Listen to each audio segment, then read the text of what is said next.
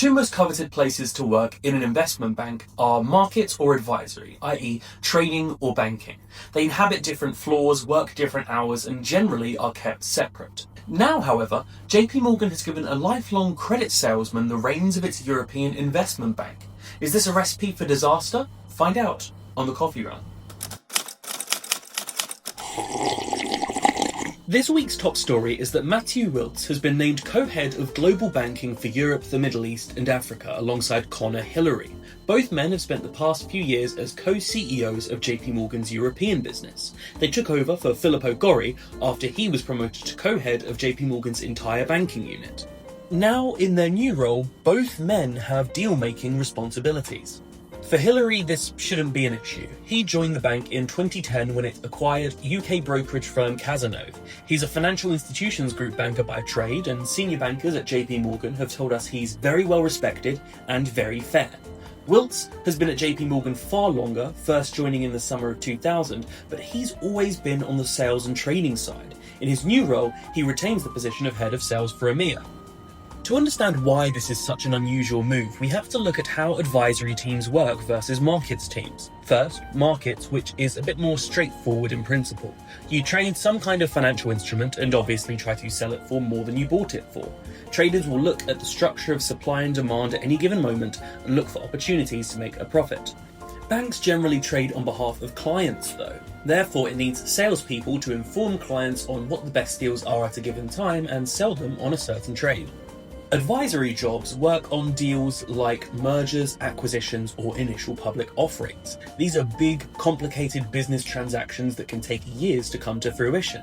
Teams of bankers will pitch their services to a company, and if they're chosen, they'll advise that company and its executives on the particulars of a transaction to make sure it benefits the company as much as possible.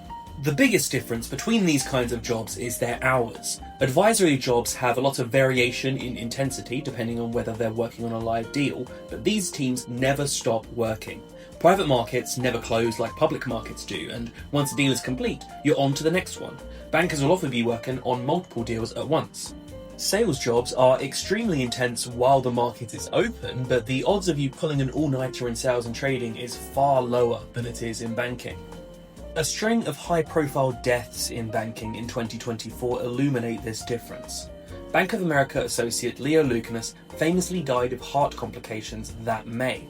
He worked for the financial institutions group of the bank and was subsequently rumoured to have worked 120-hour weeks prior to his death. Later that year, Adnan Durmic, a trader at Bank of America, died of suspected cardiac arrest. He worked roughly half the hours of Leo Lucanis, according to the New York Post, but colleagues said his work was very intense and that he didn't have time to go get a coffee in the 11 to 12 hours per day that he usually worked.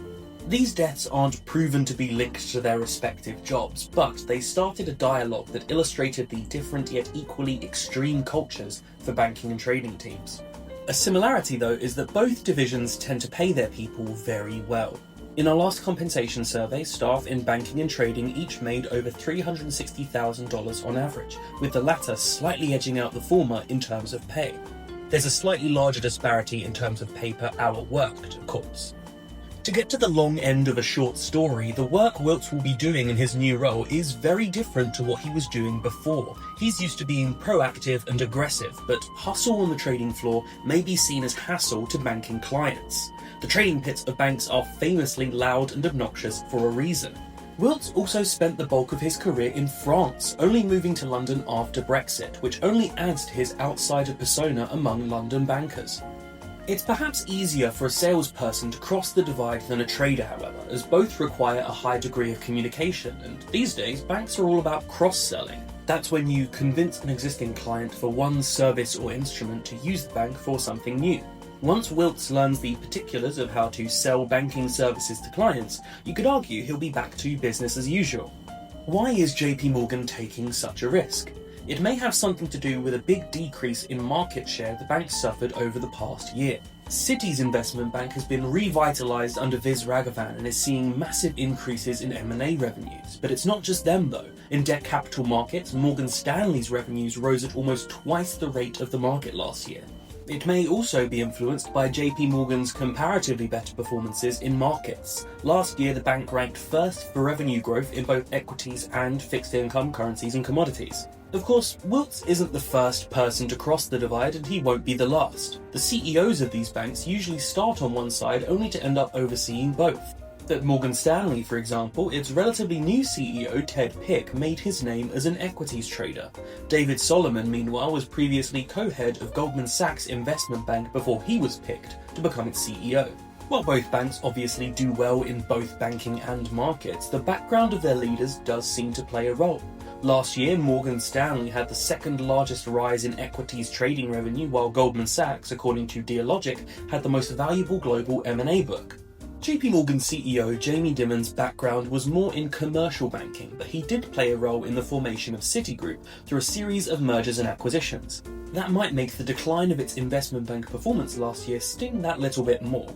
In an internal meeting last month, JPMorgan's global heads of banking told their subordinates that the team had underperformed and asked them to work for longer hours to regain the ground they'd lost. It hired roughly 100 managing directors last year, and with the role change for Wiltz, it's clearly seeking all the reinforcements it can get in 2026.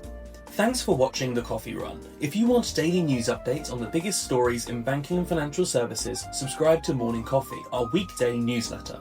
Every Friday, we pick our favourite story and dive deeper right here on The Coffee Run.